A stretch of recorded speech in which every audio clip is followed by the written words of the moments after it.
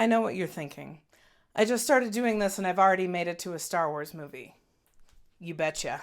It's Phantom Menace time. No, stop, no. We do not have take on Disney money. You suck that back in. Good.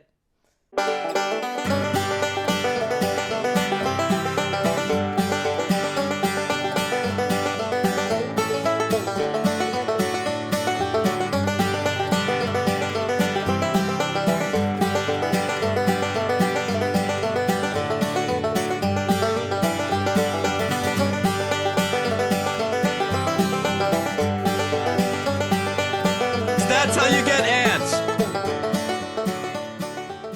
My baptism into the Star Wars fandom came the usual way for people my age, watching TV alone in my parents' basement. I was watching the desert skiff scene from Return of the Jedi when my dad came downstairs. Do you like this movie? Yeah. Here. He rooted around in the closet and pulled out the trilogy on VHS. It was all downhill from there. My first Star Wars toy was Boba Fett. My first non-educational video game was Rebel Assault. It's easier to list the expanded universe books I didn't read. Ironically, all the ones with Boba Fett. So you can imagine my rabid excitement when a return to the Star Wars universe was announced. It was the era before YouTube. I remember disabling firewalls with my classmates during computer lab in order to watch the trailer over and over again. Shout out to you, Tom Veen. I got the Phantom Menace hardcover with Obi-Wan on it. And then I saw the movie. Look, I was a kid. I don't really remember what my initial reaction was. I got all the toys for Christmas. I knew I was excited for those. I especially liked the droid on his speeder. I have fond memories around the Phantom Menace, if not about the film itself. Since then, the naysayers have tried to form my opinion for me. I might have been a cynical 12-year-old. Again, I don't remember. I know my aunt did the Darth Maul face paint on me more than once. Shout out to you, Aunt Nee. So, let's see if we can find anything nice to say about Star Wars Episode 1, The Phantom Menace. Number 1, right off the bat, the opening crawl references taxation, blockades, and trade routes. This is a side of the Star Wars universe we've never seen before. The Republic, the Senate, Supreme Chancellors, and bureaucracies. Regardless of execution, the universe expands exponentially just in the opening crawl. It's much more than a boy with a sword. Yes, a lightsaber is a sword. A rogue and a wizard fighting an almost entirely faceless evil. The Empire wasn't always there. We're finally going to see the thing that came before. Now that I'm an adult and have taken government and economics classes, I understand a little more what was going on. The Republic is a bloated organization where nothing gets accomplished. Resolutions and sanctions are endlessly argued and voted on without any conclusions. The planets who sacrifice their sovereignty for the greater good of the Republic get stepped on by the planets who know they can take advantage of a broken system. Even when they do vote to conclusion, the Republic doesn't have an army. The Jedi aren't even supposed to be involved right now. They're doing a personal favor for the Supreme Chancellor. The Republic is broken and ready to fall. All that's needed is a little push.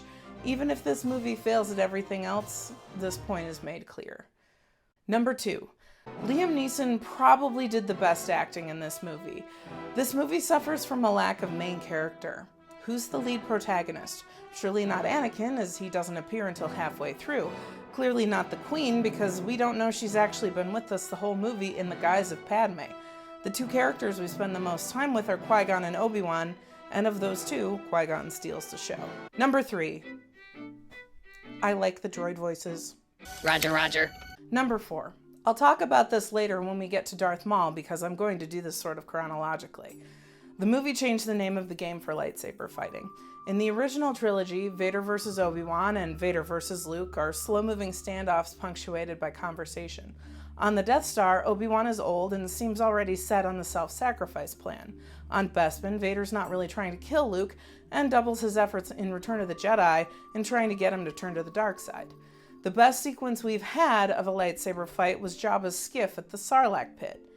Here, when Obi-Wan and Qui-Gon pull out their blades to first start dispatching droids, it becomes a dance.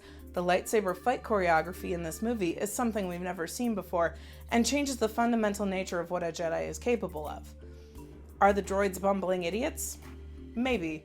It seems more like they're meant to overwhelm an aggressor by sheer numbers instead of outsmarting an opponent, and keeping the fight in a narrow hallway doesn't allow the droids to overpower by numbers. Additionally, the droidekas, or destroyer droids, are superior models, and the Jedi are forced to retreat. We're shown the Jedi's invincibility and then shown that actually do have limits. Something in the droid army can take them out. Not everyone is a bumbling idiot. Number 5. Speaking of bumbling idiots, this may be my most controversial opinion I've had on the Phantom Menace, but I think if you cut out half of Jar Jar Binks, he would have worked. The fact that he's always over the top and almost in every scene is too much, but he does have some good moments of comic relief. For instance, Padme asks him how he got involved in all this, to which Jar Jar says, "I was just out having breakfast, then bam, I'm tackled by a Jedi, and now I'm on a desert planet." It's funny. He's a literal fish out of water. He just flops around too much. Number 6. As the movie progresses, it seems like not only is the Republic set up to fall, so are the Jedi. Every time Qui-Gon doesn't get what he wants, he uses the Jedi mind trick. While you can argue it's for the greater good, I think that remains to be seen. The Jedi are as corrupt and bloated as the Republic. They are arrogant and seem to be blind to the fact that they are feared.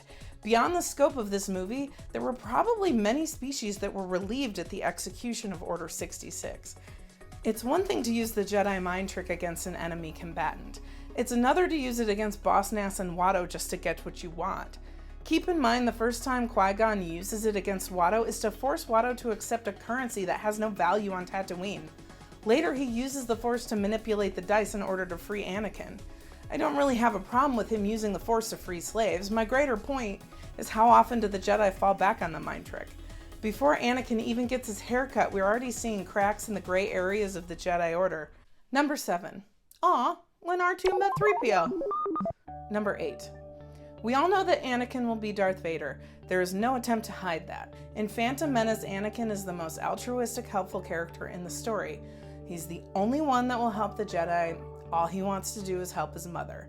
The juxtaposition of the pure-heartedness contrasted with the evil that we know of Vader sets up his ultimate redemption. How can this sweet little boy turn into the twisted Sith Lord that terrorized us for 3 films? Spoiler alert, it's not just the Sith that influence his downfall. It's also the Jedi. Number 9. Okay, the pod race scene is super long, but it's pretty tense. And it's impressive how every pod is designed differently. All the pod racers have these huge engines in front, except Anakin's. His engines are smaller, and that helps us keep track of him during the race. On top of that, each pod has its own sound design that accompanies it. I think my favorite was the clunky chug of Sebulba's pod racer, especially when that thing comes right up behind you. Number 10. Darth Maul. Do I need to say more? Number 11. When Padme reveals she's actually the queen and not the handmaiden, Qui-Gon throws this grin at Obi-Wan, making it seem as if he knew the whole time. He was playing pretty fast and loose on Tatooine, claiming the queen trusts my judgment. My read was that he knew the whole time, and if he did and Obi-Wan didn't, it means Obi-Wan still has a lot to learn about the Force. Number 12, the reveal of Darth Maul's double-bladed lightsaber. You go from 2 against 1 isn't very fair to, whoosh. Number 13, the rollout and activation of the droid army was great. Number 14, for the final battle, we settle into familiar Star Wars format of our heroes breaking into groups to accomplish simultaneous tasks. Beside the ship design, I wasn't into blowing up the Federation ship. It's not that interesting. Then, of course, we get what might be the most impressive lightsaber tree of the entire franchise. Ray Park's Darth Maul is just so good. He's matching 2 Jedi blow for blow and is still in command of the fight. Once we're separated, he easily kills one. So let's talk about this fight. Darth Maul kills Qui-Gon and Obi-Wan attacks him in rage, in anger. An attack so full of passion that Darth Maul is finally surprised and loses ground. Rage, anger, and passion are all things we've come to learn are part of the dark side. Obi-Wan is not calm and calculated. He is tapping into the dark side energy of the Force in this assault. He loses. It's not until he shifts back over to the light side, calms down, and has patience that he overcomes Maul. But the point is, Even Obi-Wan, who we've been told is ready for the trials, who has been studying to be a Jedi since his childhood, gives in to his rage and passion in a single moment. Obi-Wan might return to the light side and learn from his experiences, but again, I think even here we're already seeing the flaws of the Jedi Order and its inevitable downfall. Star Wars Episode 1: The Phantom Menace is hard to get through. I do not want to watch it again anytime soon. Almost everyone in the movie is a better actor than this movie would have you think. The greatest parts of this movie are rough and convoluted. In many cases, they only make sense in a greater context that we were not aware of. If you really want to rewatch the best parts of The Phantom Menace, cut to the parts where you see lightsabers and pod racing. Those were clearly the passion projects of this film. Join me next time on Anything Nice to Say, and never be ashamed to like what you like.